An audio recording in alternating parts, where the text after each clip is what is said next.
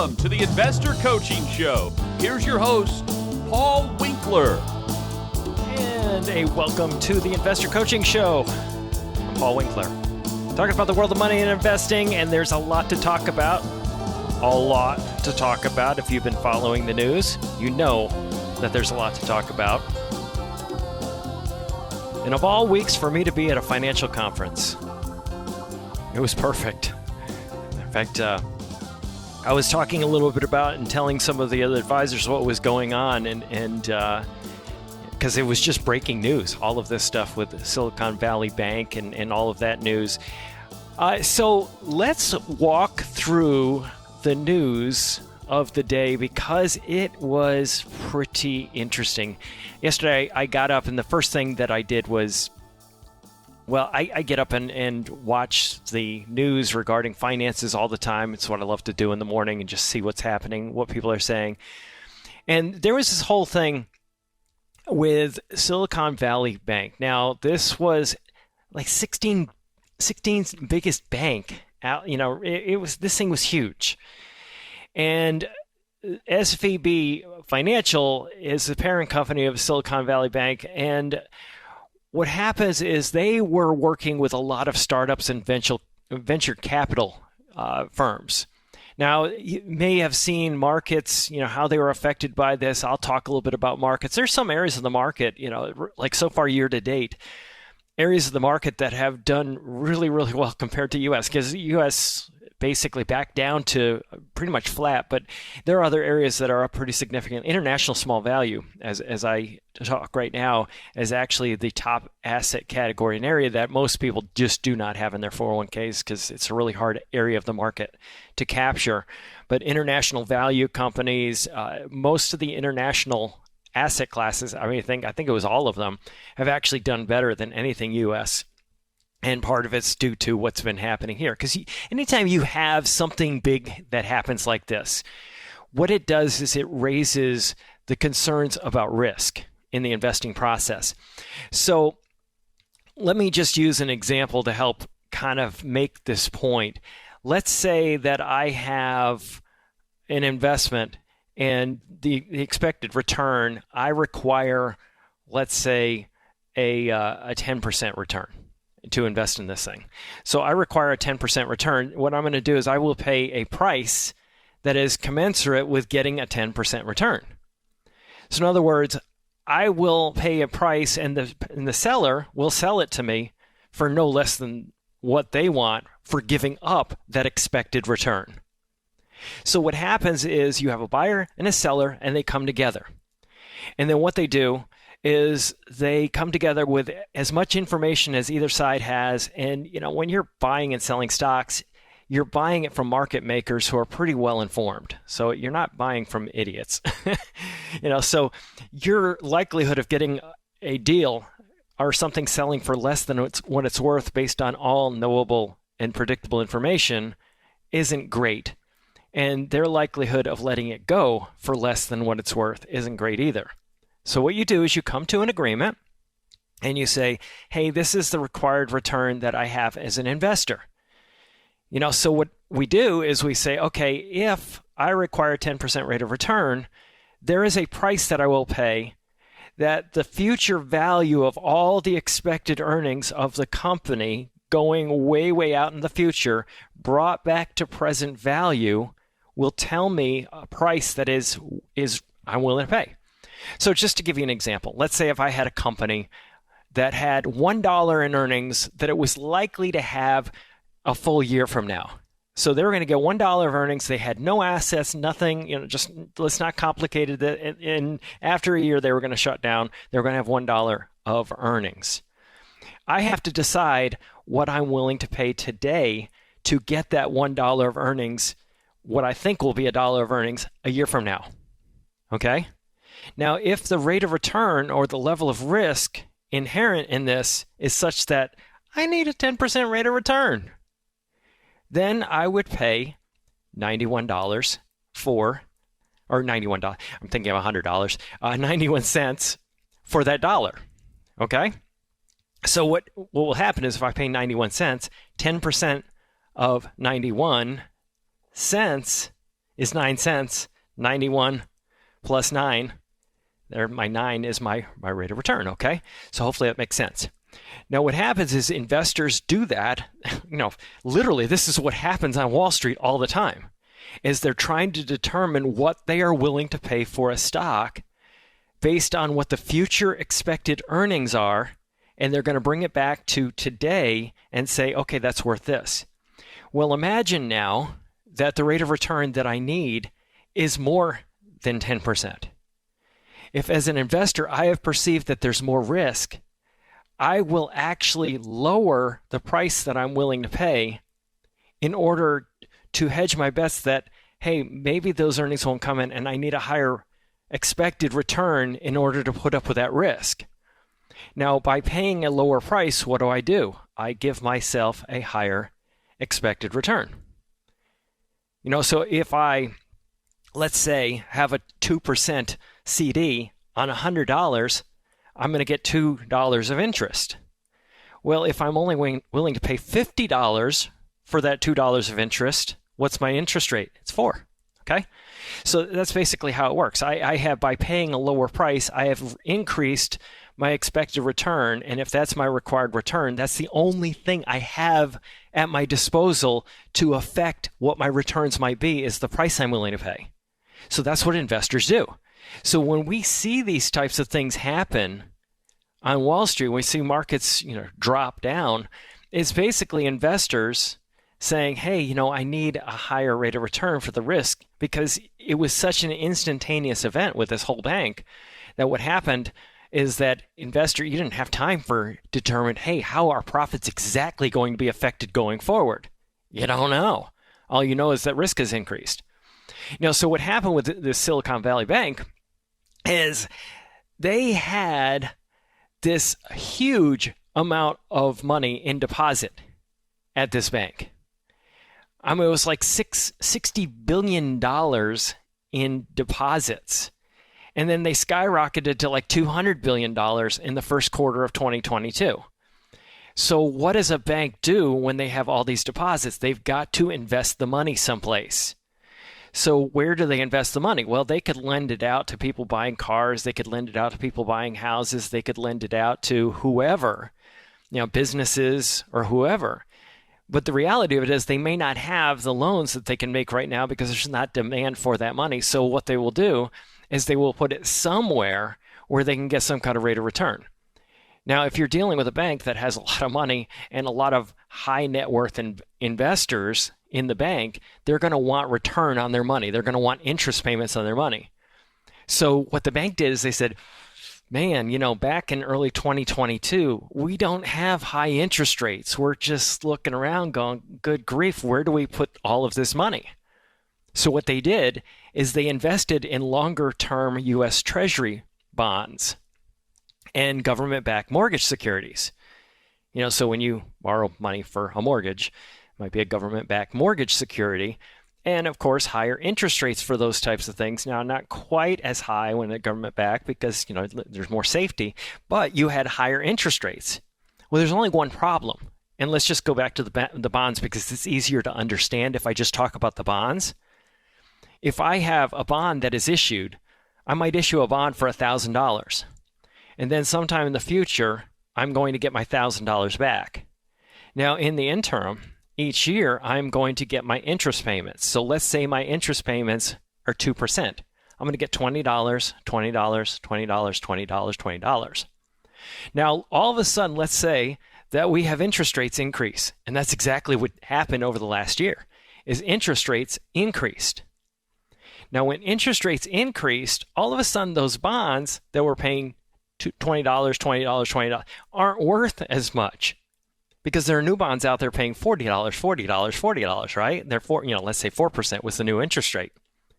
Then all of a sudden what happens is in order for me to sell this bond that pays 2% or $20, I'm going to have to drop the price.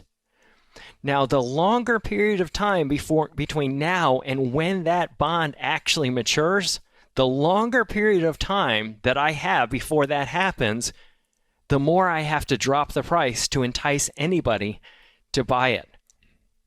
And that's exactly what these guys did. SVB, they bought tens of billions, with a B, billions of dollars of what they saw as seemingly safe investments, assets, U.S. Treasuries. And then all of a sudden, they're looking at, hey, there's no risk of these things defaulting. We're not worried about these, it's not like a company that's going to go out of business and not be able to pay their debt. We're looking at a really good situation where we got a little higher yield and safety. There's only one huge problem. And that's when interest rates go up, all of a sudden those bonds tank in value, they go down, and then what happens is the investors in the bank, the people that had the deposits at the bank, well, they're demand deposits. They can pull the money out anytime that they want to. And guess what they did? They pulled the money out when they wanted to, which was not exactly when the bank was hoping that they would pull the money out. And all of a sudden, then you have these unrealized losses on the bank's books and their securities portfolio. And it was like, it was just havoc. And all of a sudden, the deposit inflows turned into outflows, and the clients, they're just yanking the money out, and all of a sudden, and they couldn't raise money. And then that was the news Friday morning, was they couldn't raise money, and then they said they kind of pulled back on this fundraising activity that they were doing. And then all of a sudden, then the stuff hit the fan. And it was a mess. So this is what I'm describing for you, is what is called a duration problem. You may have heard that term used out there. I've used it many times on this show, talking about when I'm looking at a bond portion of a portfolio. Now, when we invest, we own stocks and we own bonds. The reason that we own stocks in a portfolio is because, hey, we want to have the benefit of something that we have ownership in, and the potential to protect ourselves from inflation. Because what's inflation? Prices going up. Who's raising prices? Companies. What do you own when you own stocks? You own the companies.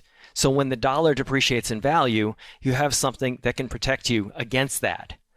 Now, the bonds in the portfolio are held so that, hey, let's say we have a downturn in the stock markets, because it's not an if, it's a when. Stocks go up and down in value. Part of the price that you pay for the higher expected return is putting up with the volatility of the market. So what happens when markets go down is I have to have something that I can pull income from. But the problem is this: what can drive markets down? Interest rates increases can. So if interest rates increase a lot and you have really, really long bonds, there are some bonds out there that are down like over 20%. They're really long bonds. And you look at that and go, oh my goodness, that is a mess. When all of a sudden your bonds go down as much, if not more, than stocks went down. So you have to you keep the duration of the portfolio shorter. It's one of those things that we want to do, is make sure that we can put up and we can have some interest rate risk. And even the intermediate bonds actually went down some last year, but the short-term stuff held its own. The really, really short-term stuff held its own. So, and people ask me all the time, well, Paul, why do we even have cash in a portfolio? Why do you bother with cash? For times like that, when interest rates go up and even intermediates go down some. But people saw really huge declines with these really long bonds, and that's exactly what happened to this bank. Huge, huge declines. Now, one of the things that happened was, all these commentators come out on the internet or on TV shows and the financial shows, and they say, hey, here's what you ought to do with your money. And one of the things I always talk about is how quite often these people, they have no responsibility to you as the investor. They just want you to tune in and you see the ads on their shows and you see the advertisers and you listen to it. And these people, they sound really, really intelligent. Like they know, hey, here's what's going on. Here's what to think about it. And, the investment industry is littered with this. Matter of fact, it is the minute exception to the rule to find people that don't try to figure out or predict the future or try to tell you what's going to come next and what's going to happen next. Now, in my book, I actually talk a lot about how style drift is such a frequent thing in an investment portfolio where funds, they drift between different areas of the market, and stock selection and stock picking and turnover rates and all of those types of things are evidence that this is happening. This is not the exception. It is the rule in the investing process. And what happens so often is we never really follow up on these people that tell us what they think is going to happen next. We don't go, hey, wait, how did they do? They told us what was going to happen next. Let's go check up and see if what they said did end up happening. And that's why I like to do this so often with people in our workshops. As a matter of fact, is one of the things that we teach in our initial workshop is I go through literally 100 years of the media trying to predict what's going to happen next and being wrong over and over and over again. And one of the things that we're talking about here is you turn into these TV programs and they say, hey, here's what's going on. Here's what we think you ought to be doing. And nobody ever holds their feet to the fire. So what I'm going to do is I'm going to play a little clip and just let you hear. This is Jim Cramer, CNBC. A lot of people know his show Mad Money. And the very first part of the clip, you're going to hear the very, very, very first part. It's just him on February 8th of this year. Not too long ago. Like a month ago. Talking about this particular bank in question here. So check this out. This morning we witnessed the second largest bank failure in American history. The ninth best performer year to date is SVB Financial. Don't yawn. This company's a merchant bank with a deposit base. This is February 8th. Mistakenly concerned about.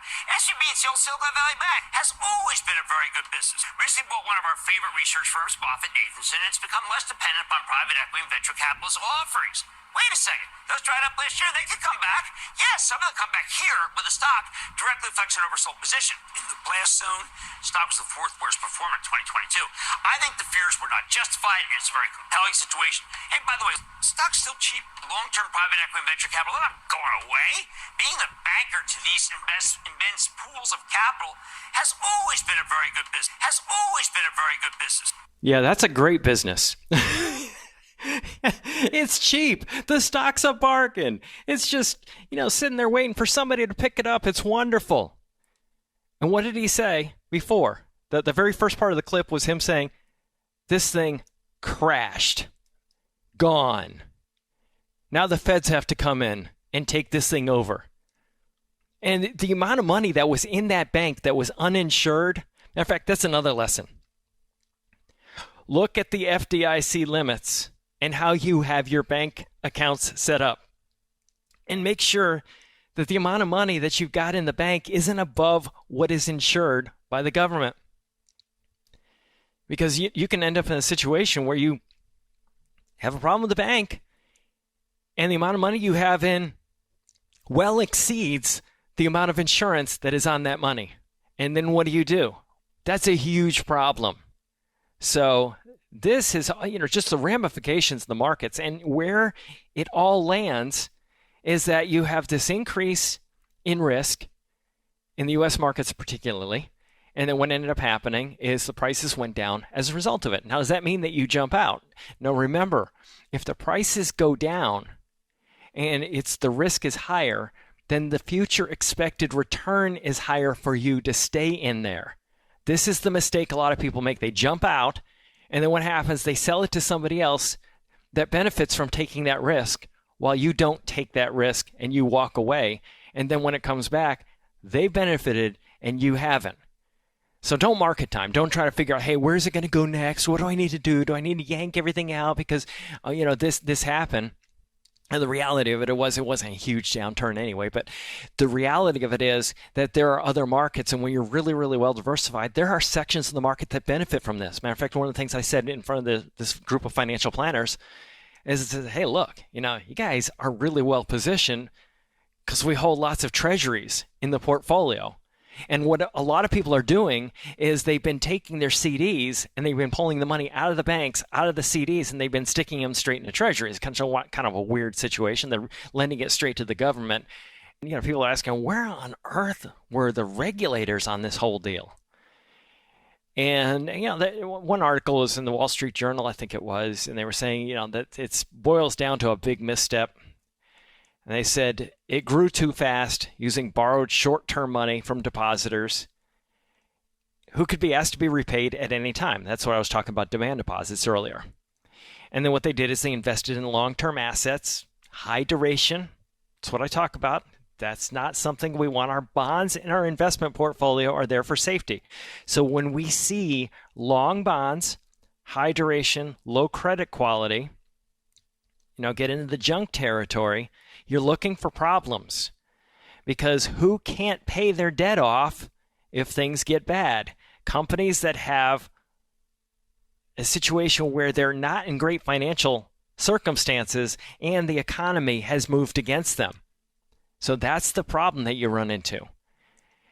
And what happens is the article, one, it was in the Wall Street Journal, where the regulators, as SVB crashed, they said, when interest rates rose quickly, it was saddled with losses that ultimately forced it to try to raise fresh capital, spooking depositors who yanked their funds in 2 days.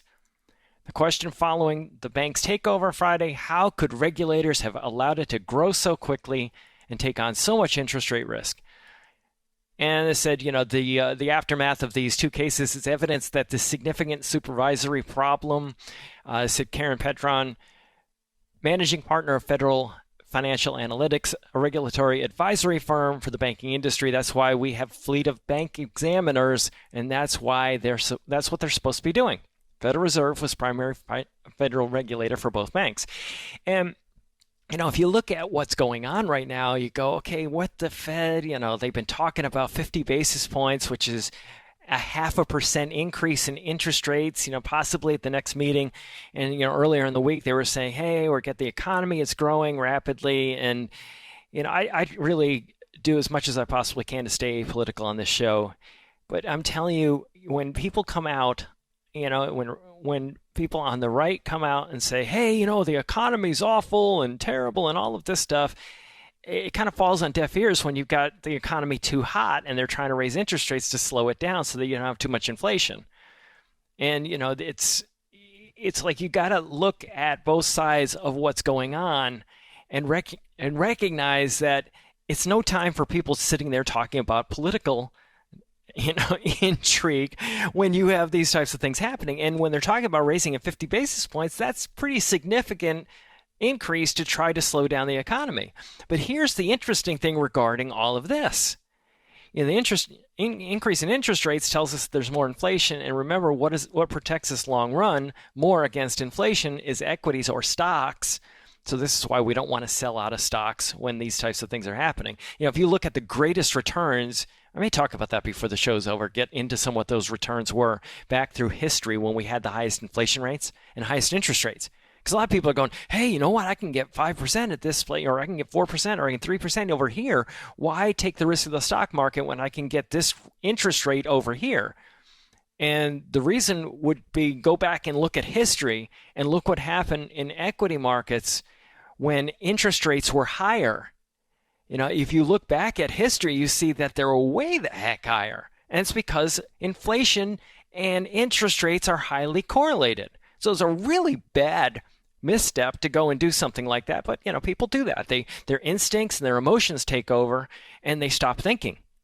It's, like Kahneman's, Thinking Fast and Thinking Slow. It was a really popular book. If those of you who don't know anything about it, it was the idea that you have the elephant and the rider, and the elephant is kind of the slow moving thing, and the riders and what happens is, well, let me just use the actual brain. If you look at the medial part of the brain, the middle part of the brain, it's there for survival, and it responds bam just like that, really, really quickly to new information, and it's there to protect you. And you fight, flight, freeze, run like heck from the woolly mammoth if it's coming after you. Whereas what happens is it takes a little while and it takes some thinking to get the other part of the brain to kick in. And the other part of the brain is the slow thinking part of the brain. And the idea being that if we can just slow ourselves down, we can cause ourselves not to make these great mistakes that investors tend to make when they just knee jerk, whatever. Whatever comes to mind. Oh my gosh, everything's falling apart. I gotta do it. So they get all panicky. And in essence, what happened here is with these interest rates going up, back to the bank for a quick second, is with interest rates going up, it caused these problems at the bank because they had the duration problems. They had lent too long. When those bonds went down, you got a lot of people out there going, hey, this is the Fed's fault. They caused this whole thing because they're the ones increasing interest, and the reality is interest rates in the whole marketplace went up. It wasn't just the Fed, it was the whole marketplace that interest rates increased. So to go and just say, hey, it's all the Fed's fault. But it does raise an interesting question. Does the Fed go and, with what they have control over, which is their interest rates for banks and lending to other banks, do they go and increase a full 50 basis points? Or do they just go, maybe there's some systemic risk, maybe we only go 25 basis points? And, you could have a situation where news comes out that says, hey, inflation isn't as big as a problem because of all these kind of fears out there. And then they could actually lower, or probably not lower, it's probably not likely, but not raise the interest rate quite as much. And then that have a positive impact on the economy and markets going forward. That's why it's so confounding. It's like trying to figure this stuff out. What's going to happen next? I don't know. You don't know. It's impossible. And that's why the best investors can't beat markets, because you can't figure it all out. But why is it that the vast, vast, vast majority of money is managed in this manner? Now, you'll hear people say, well, we don't time the market, we don't stock pick. And you go, oh, yeah, let's look at your portfolio. Yeah, you do. You just don't even realize you're doing it or your firm is doing it. It is the rule in the investing world. It is not the exception. And my goal here, running this show and doing what we do, is help people not do what everybody else is doing, because the results they're getting aren't worth bragging about. Just look at the data. Look at the Dalbar data, as I often talk about. The average investor in asset allocation funds, the new research is out. It's like 30 years of research. Less than 3% per year. It's bad.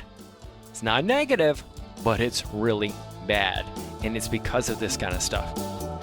And if I have anything to say about it, we're going to try to fix that.